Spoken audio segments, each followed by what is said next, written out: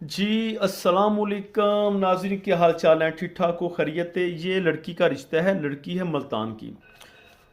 लड़की की जो उम्र है वो 22 साल है। सैयद है और कुंवारी लड़की है। तलीम इसकी बीबी है। सैयद बुखारी इनकी कास्ट है। इनका अपना काफ़ी ज़मीनें हैं और कमर्शियल प्रॉपर्टी भी हैं जहाँ से इनको काफ़ी आमदन आती है महीने की। ये एक इसका भाई है और बहन कोई नहीं, अकलौती इसकी बहन। एक भाई और एक बहन है बस टोटल।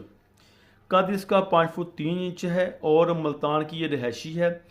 अगर किसी ने इनके साथ रिश्ता करना है तो इसका AB7 इसका कोड नंबर है।